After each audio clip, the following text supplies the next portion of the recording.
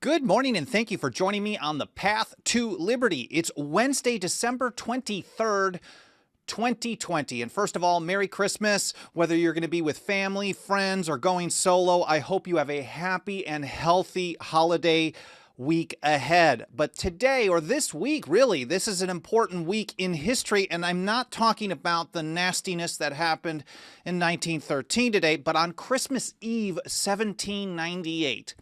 The Virginia Senate gave final approval to resolutions penned by James Madison, the father of the Constitution himself, in response to the hated Alien and Sedition Acts. Last month, I did an episode covering Thomas Jefferson's response passed by the Kentucky legislature in November. So today, I'm going to go through those resolutions for some of the highlights.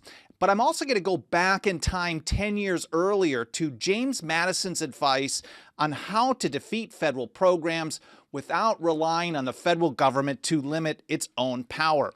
But first of all, before getting to that, my name is Michael Bolden. We broadcast live every Monday, Wednesday, and Friday at 9:30 a.m. Pacific time from here in my home office and studio in downtown Los Angeles for the 10th Amendment Center. No, I will not be doing a live show or pre-recorded or anything on Christmas Day, so we're all going to take a day off, maybe eat a little too much, enjoy the day as much as possible, and I will see you guys next week. So that's just a quick caveat in that schedule. Our show homepage has everything you need to follow this program. All the platforms that we're on a bunch of video platforms like Library, LBRY, Library.tv, BitChute, BitTube, of course the mainstream ones, YouTube, Facebook, and others. We're also on a ton of podcast platforms, Apple Podcasts, TuneIn, iHeartRadio, Amazon, Podbean, and elsewhere. You can find all of those, all the previous episodes on individual episodes. Like today, I'm going to link to a bunch of articles and original source documents. Like I've got a letter from Thomas Jefferson to James Madison in 1798. I'm going to link to all that so you can read and learn more on your own time. And you can even find our membership program where you can support us financially for as little as $2 a month, and we make it go a long, long way in support of the Constitution and liberty. That's 10thamendmentcenter.com/path to liberty. Again, 10thamendmentcenter.com/path to liberty. And just another quick couple of minutes while we allow people time to get the live notifications to join us here on the live show. So I'm going to say hi to everyone out in the live chat. Pop Basketball, Funky Euphemism, Dixie Strong, MRGF, Patricia Dance, Tyler B, Pro-Life, Pro-Liberty, Bob Landry, and everyone else over on YouTube. I don't know why I'm opening Twitter here. It's supposed to be opening my chat application. Justin Morrison, Clay Kent, and everyone else over on Facebook. I'm just kind of scrolling through. I apologize for whoever I missed. I will read through more comments a little bit later, either in the show today or later on this afternoon. I read through every one of them. I don't get a chance to reply to most of them, but I get tons of great ideas on stuff for future episodes. Or like Pop Basketball was actually leaving some comments in the YouTube chat before the show started, was asking about a process to get some legislation to preserve and protect the right to keep and bear arms in Florida and having some trouble with a legislator. If you have things like that, you can also email us at team@10thamendmentcenter.com. Again, the show homepage is 10thamendmentcenter.com/path to liberty. And I couldn't be more grateful for you spending some of your time with me today, whether it's your first time or whether you've been here for every episode since day one. Thank you so much. Again, Merry Christmas.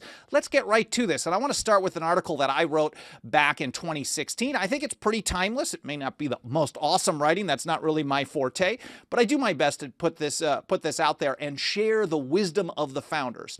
And here's how I started. Writing in Federalist number 46.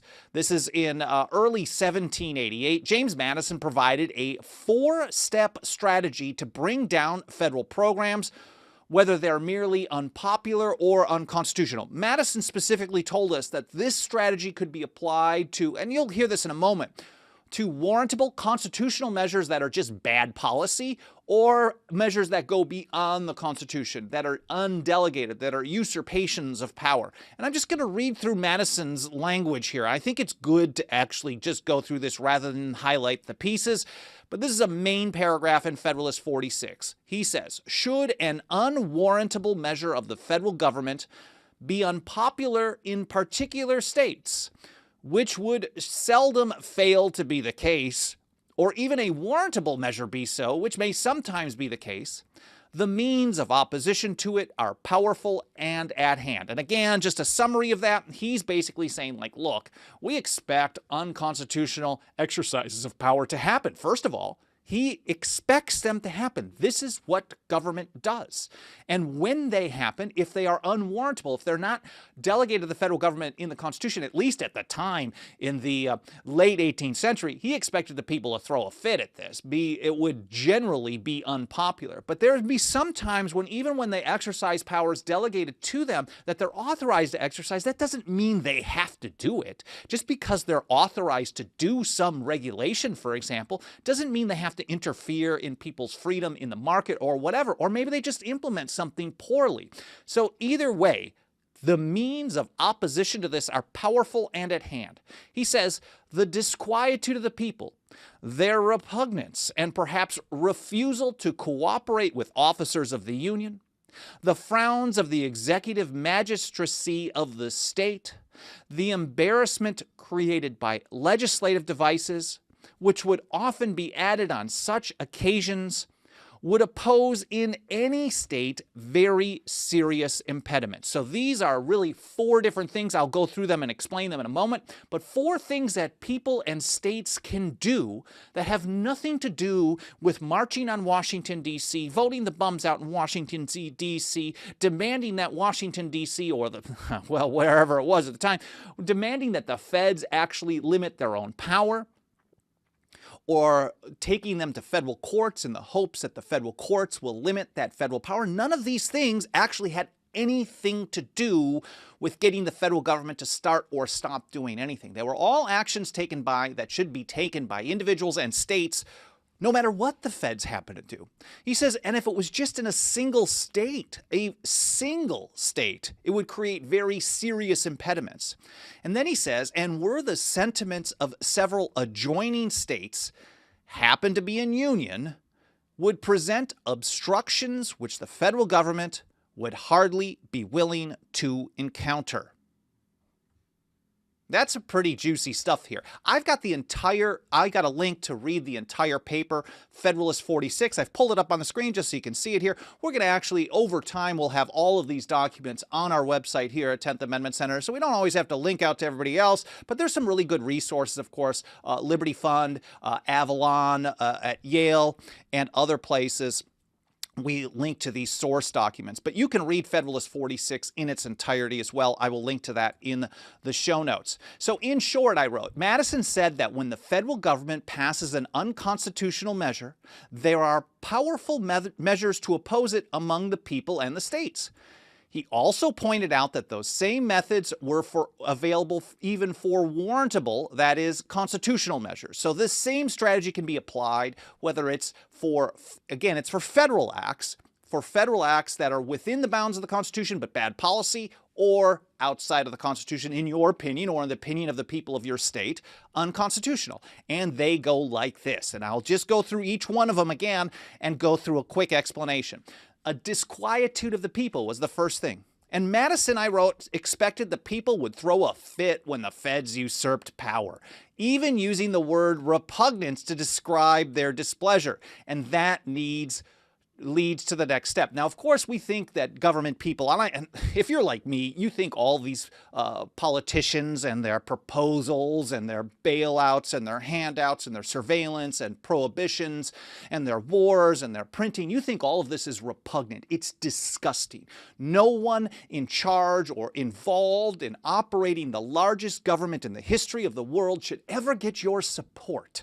I mean, maybe you use them as a pawn to oppose something worse, that's different than actually being in favor of those people. These people are disgusting through and through to a historic level because it's the largest in history, in the history of the planet. So the disquietude of the people. People should be pissed off when government violates the rules that we, the people of the several states, gave to it. Now, it doesn't really happen too often because government runs education and people have allowed that, so people don't think too many things violate the Constitution.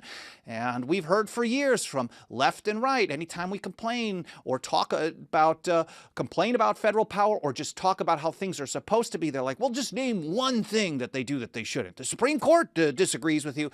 Really just bad views of how to deal with things. So number two, repugnance. We'll look at that word in just a moment. And refusal to cooperate with officers of the Union. I included both of these in the same because even though we think of the word repugnant as being gross, disgusted, and things like that, that's not how he was using it in this context. And in fact, the #1 dictionary of the time I wrote defined repugnance as, quote, disobedient, not obsequious. So in other words, not compliant. So he's basically saying the people their repugnance, the repugnance of the people, their disobedience, their non-compliance. He's basically saying non-compliance. Well, not basically, he's expressly saying that. So if you want to stop the federal government, you have to disobey them. He also suggested that people and states should directly refuse to cooperate with officers of the Union. Stop helping the federal government implement their programs. And this is an approach we teach every single day. James Madison apparently knew what we knew today. The feds rely on cooperation from state and local governments as well as individuals.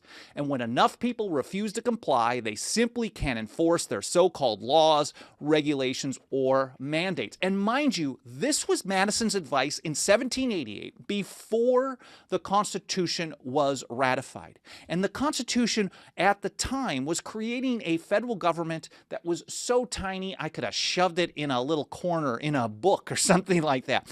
Compared to today, absolutely nothing. And even at that time, he recognized that a refusal to cooperate, a repugnance, a non-compliance would render those federal acts nearly impossible to enforce. He put it, the federal government would hardly be willing to encounter if multiple states took this approach. Number three, the frowns of the executive magistracy of the state.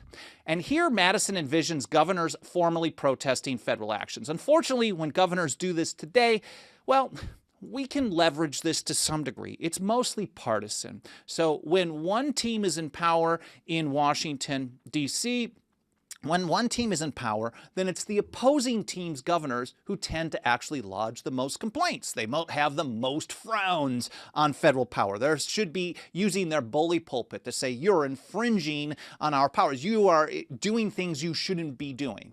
And it switches around based on like the election year or when it switches based on party, unfortunately. There's very, very little consistency when it comes to the Constitution, especially the 10th Amendment, in either party. But that is how it's supposed to happen. Number four, legislative devices which would be added on such occasions. Madison kept this open-ended.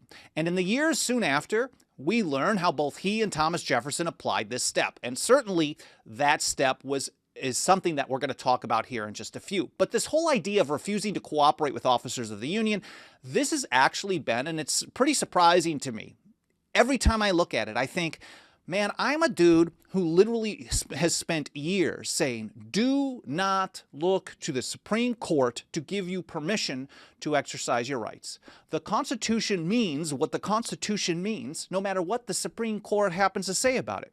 But surprisingly, the Supreme Court has gotten this one right over and over and over. It's called the Anti-Commandeering Doctrine. And here the Supreme Court has held since 1842, and in 5 major cases from 1842 through 2018, the Supreme Court has held that states do not have to be active participants. States, and this includes local governments, that is, their political subdivisions, counties, cities, towns, and the likes, do not have to be active participants in the enforcement or effectuation of federal acts or regulatory programs. Pure and simple. If the feds pass something, the Supreme Court will likely rubber stamp it, but at the same time, they'll say, well, you figure out how to do it. So it leaves Thankfully, it leaves a very easy legal avenue. And what I like about this is most state governments, most local governments, they're also as uneducated as most of us have been through our lives on the original legal meaning of the Constitution, what they can and cannot do. So they also generally believe that unless the Supreme Court gives them sanction, they're not going to take any action. So this is very helpful. If it didn't exist, we would still be going for this approach because that's what James Madison told us to do in Federalist 46, and we know it's extremely effective. I covered that in some detail in an episode, but I thought it would be nice to include this PDF. We've put together a PDF document. We actually make this available, and we like to give this to state legislators when they reach out to us. For example, a guy in Tennessee reached out to us about a piece of legislation over this week, and I recommended to him, like, look, when you get this bill into committee, you're going to want to actually explain to people how the Supreme Court looks at this. Download this, print it out. They can go through all the cases. We've got the cases that back this up, and then you can actually get this stuff to move forward. I just wanted to mention that as an aside. I will link to that document in the show notes, backing up James Madison's advice in Federalist 46, a refusal to cooperate with officers of the Union. Then we fast forward to 1798. That's the year the Alien and Sedition Acts were passed. I'm not going to cover those acts specifically, but the response came first from Thomas Jefferson's declaration that was passed by the Kentucky legislature starting November 10th, and then it was signed by the governor November 10th in the House, November 13th, I believe, in the state Senate, then November 16th. Governor Gerard signed it, and then and here I will link to this episode in the show notes as well so you can check that out. But the following day after it was passed, Thomas Jefferson sent a letter to James Madison, November 17, 1798. I know I've covered this in the past, but in case it's new or a refresher is always good, here's how he put it. He included a copy of the Kentucky resolutions that were passed. And he says, I enclose you a copy of the draft of the Kentucky resolves. I think we should distinctly affirm all the important principles they contain so as to hold to that ground in the future. So first of all, Jefferson says to Madison, here's what we passed. And if you listen to my episode, they didn't pass everything that he wanted in that resolution. He drafted it in secret because the Alien and Sedition Acts kind of specifically attacked the vice president. You couldn't put any member of the federal government into ill repute. It was an attack on free speech, unless, of course, it was Thomas Jefferson. Then no problem, because he was from the opposing party. So he's saying, look, we have to affirm all these principles. We have to hold the line on all of our principles, but we should leave the matter in such a train as that we may not be committed absolutely to push the matter to extremities, and yet may be free to push as far as events will render prudent. And I know some people are like, well, what exactly do I do in this scenario when this happens? As if there's some kind of a blueprint, a game plan, like we're a football team, and if somebody moves over here, then we take this action to counter that. Well, Jefferson recognized that especially when you're dealing with the power of government and when you're dealing with convincing people, as he wrote in 1790 to his friend, the Reverend Charles Clay, it takes time to even convince people what's best for them. So we have to, the ground of liberty, he said, is to be gained by inches. So he was recognizing the strategic importance of holding principles, making sure people were aware of them, but then also when you try to implement those principles, you may have to take very small steps. And really, these resolutions were a small step, and I'll get to that in just a moment as well. So he says we need to actually have this strategy, but have these principles. And let me go here, if I'm clicking in the right place, to an article by Mike Meharry published a couple of years ago. But he writes this: Madison did just that, drafting his own resolutions for introduction in the Virginia legislature. The Virginia resolutions of 1798, or the Virginia Resolves, whatever you may want to call them. We generally call the Virginia Resolves the response to the Stamp Act in 1765, drafted by Patrick Henry, but we can call it whatever. Virginia resolutions of 1798 declared the Alien and Sedition Acts unconstitutional. Madison also asserted that the states had an obligation to act against egregious federal exercises of undelegated power. He was a little bit more pragmatic even than... Now, Jefferson, we know in his strategy, is very pragmatic because he's saying, like, look, we got to have this principle, but at the same time, we're not going to achieve that in one day. But his principles that he put down were pretty hardcore. He basically said, in his original draft, he said, anytime the government exercises powers not delegated, when the government makes a mistake in the delegated powers and they just do bad policy, you vote the bums out. But when they exercise powers that were not delegated to them, when they usurp powers, a nullification is the rightful remedy. Now, Madison takes the same kind of approach, but he reserves the latter more for more egregious acts. And he puts it this way. In case of a deliberate, palpable, and dangerous exercise of other powers not granted by the said compact, the states who are parties thereto have the right and are in duty bound. They take an oath to the Constitution. All the state government people at all levels also take an oath, not just to the state constitution, but to the federal constitution. So they have an oath. They are duty bound to protect the Constitution no matter what anybody else does. Doesn't matter what the Supreme Court has to say. They have taken an oath. So they need to follow that oath. They aren't taking an oath to do whatever, follow whatever dicta the Supreme Court happens to issue on a particular issue. They are bound to the Constitution. They are duty-bound to interpose for arresting the progress of the evil and for maintaining within their respective limits the authorities, rights, and liberties appertaining to them. Now, going further, Madison gave a draft of this Virginia resolution to Wilson Carey Nicholas, who showed them to Thomas Jefferson. So Jefferson took a look at him. He sent a letter. There weren't a lot of letters between Jefferson and Madison at this time because they knew that the mail was being opened and read, and they didn't want to really give out too much of their strategy. But here we got one that went through in a letter on November 29th, 1798, Jefferson recommended adding more emphatic language in declaring the Alien and Sedition Acts unconstitutional. He wanted it to be a little bit more aggressive, probably just like his document, but he wasn't drafting this particular one. Nicholas added the words then, declaring that the Alien and Sedition Acts were not just unconstitutional, but, quote, not law, utterly null, void, and of no force or effect. Jefferson seemed pretty happy with that. He's like, okay, that's pretty badass. Let's go with that. John Taylor of Caroline introduced, and John Taylor is the great Jeffersonian in Virginia. He introduced Madison's resolutions with Nicholas's addition on December 10th, 1798. He described them this way, quote, as a rejection of the false choice between timidity and civil war. Jefferson at one point really actually referred to nullification as the moderate middle ground. Some people tell us, oh, we're radicals. We're radicals for supporting the notion that the people should stand up for their rights whether the government wants them to or not. This is bad, this is crazy, this is insane. But we're given a false choice of unlimited submission or bloody revolution. Really, that's the choice they want us to have. And Jefferson rejected that notion. He said that nullification was a rejection of that. It's the moderate middle ground. Basically, you don't have to have either. You don't have to have complete submission, and you don't have to have a physical conflict with nullification. And that's just what John Taylor of Caroline said.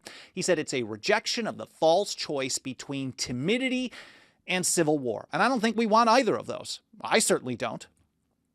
Now, in the course of the date, Meharry writes, Jefferson's suggested wording was removed. It was a little too aggressive for the Virginia House of Delegates to add null, void, and of no force, but they kept the word unconstitutional in there.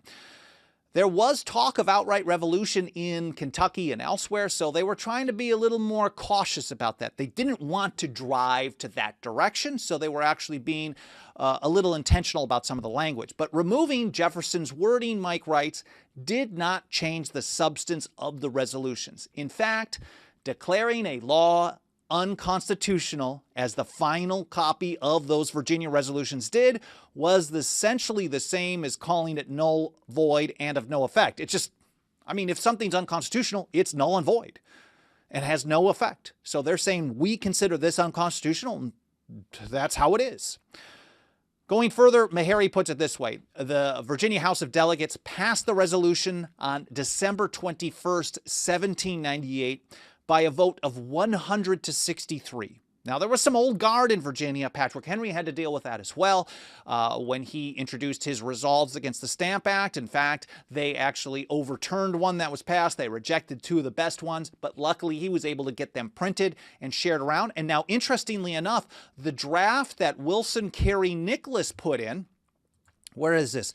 Calling it null, void, and of no effect. It had kind of a similar impact if you're familiar with what happened with Patrick Henry's resolutions against the Stamp Act. Even though some of the stuff didn't pass, that is what was published and circulated around the country. And in fact, this draft of December 10th, 1798, with Jefferson's language in it, through Wilson Carey Nicholas, of course, this was actually, introduced by John Taylor of Caroline. This was actually the one that was circulated around the country originally. So they pulled that out. It still said unconstitutional. It was a tighter vote still, 100 to 63 in comparison to what happened in Virginia. But the Senate followed suit on Christmas Eve. And that's why I like to call the Virginia resolutions a timeless gift for the ages for Christmas. It's a great Christmas gift from the father of the Constitution. The Senate followed suit on December 24th by a vote of 14 to 3. And Meharry sums it up like this. Taken together, the Kentucky and Virginia resolutions lay out the principles of nullification. They basically reaffirm the principles that we understand, that we know were understood widely by the people of the several states for a number of decades leading up to that point, primarily leading up to the Revolution. We look through all the resolutions and actions that were taken: resistance, noncompliance, telling local governments that they didn't have to help enforce the Stamp Act, for example, response to the Townshend Acts, and on and on. So they took these principles and they formalized them on paper after the Constitution was ratified a number of years after. But they didn't actually nullify anything. A lot of people get that thrown off. They get that off and they say, oh, well, the Alien and Sedition Acts were nullified by these resolutions. No, no, no, no, no.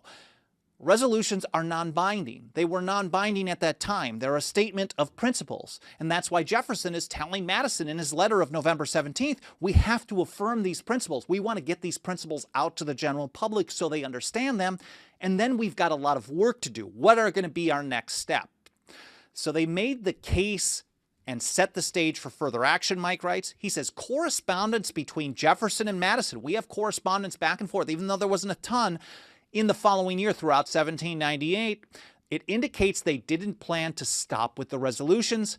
They hoped to use them as a springboard for state action against the unconstitutional Alien and Sedition Acts. And maybe at some point I could do an episode talking about that part of it, because it's an interesting niche of how do we implement this? What do we do to follow up? In the meantime, since I'm not going to cover that right now, I do have an article that Mike Meharry wrote back in 2014. I think it's actually still very good today. The Kentucky and Virginia resolutions were just a starting point. This goes over some of that correspondence, some of their strategic thought, and I think it's definitely worth reading and checking out and understanding. I will include a link to that in the show notes at 10thamendmentcenter.com/path to liberty. Taking a look over at the live chat and see if there's any interesting questions that I can get to here. I appreciate Jeff Fine sharing this and joining us over on Facebook. And Clay Kent, the true American spirit, not blind obedience to government. Yeah, patriotism isn't an allegiance to one individual. In fact, Samuel Adams at some point said this. He's like, loyalty is not, this may have been in the 1740s when he was really young, and I'm just going off the top of my head here. He said, true loyalty is not attachment to an individual. We could say the same thing about attachment to a party, like his cousin John Adams said years later in the 1760s. But he said, look, true loyalty is to a love of liberty. That's where you get real loyalty. That's what real loyalty is all about. Everybody else is just a bootlicker if you just care about what everybody else wants to do, what the politicians want to do, supporting what they do because they're your person. MRGF, Merry Christmas back to you as well. I appreciate that. I'm going to take a look about this. Jeff Mills says, you're talking about Virginia when it was American. Actually, they referred to themselves, maybe Patrick Henry from here and there flipped around a little bit, but in general, they referred to themselves as Virginian back then. And today, everyone refers to them as part of this one giant blob, which is really a union of of sovereign states, sovereign people of the several states. It shouldn't be seen as one nation with national policies over anything and everything, and that's really the problem. And this is a response to that. This approach that Madison and Jefferson advised, that built on the approach that people like Patrick Henry and others used in response to the empire of that time, the Stamp Act, the Townshend Acts, and others. They're building upon that approach that was so successful and saying, this is how we need to do this. This is how we enforce the Constitution when the federal government refuses to do so. And as Madison pointed out in Federalist 46, like, obviously it was going to happen. He wasn't saying, like, this is just not going to happen. He's like, look, these are things that will play out. Now, how do we deal with it? And that's how we support the Constitution. We don't rely on the federal government to limit its own power. That will never work. It certainly hasn't. And especially at a time when we live under the largest government in the history of the world, the absolute worst solution for any problem is going to that government to solve things. Anyways, I will continue to check out some of the live chat a little bit later in the archive, so please continue to do that. If you enjoyed this episode, you found it entertaining, interesting, I hope you learned something. That's more important than anything. If you did so, you like our work at the TAC, please help us spread the word. It's very easy. You can leave a review on Apple Podcasts or any other podcast platform. You can smash the like button, leave a comment wherever you're able to on any platform you happen to watch or listen on. Especially the mainstream ones, they have algorithms that are very, very easily triggered. So every time you take one of these steps, it tells the algorithm to show the program to more people. We are reaching more and more people every single month. Thank you so much for helping us out. And of course, if you want to put your financial faith behind our work, you can do so for as little as $2 a month. I couldn't be more grateful for your support. We're going to continue doing this, whether or not, don't feel any obligation to do that, please. And I always want to say that. I don't want you to feel obligated. I don't want you to feel like I'm closing a deal on you at all. But I do have to mention that because we do need the financial resources to reach and teach more people. We make it super easy peasy. It starts out as little as $2 a month over at 10thamendmentcenter.com/members. I couldn't be more grateful for those of you who are here, whether you're financial supporters or not. I'm just so very grateful. Thank you very much. I hope you all have a very Merry Christmas, happy, healthy holiday going ahead, whatever you're celebrating, Christmas, New Year's, Kwanzaa, Hanukkah, and the rest. Thank you so much. I'll see you guys next week here on the Path to Liberty. Thanks for being here.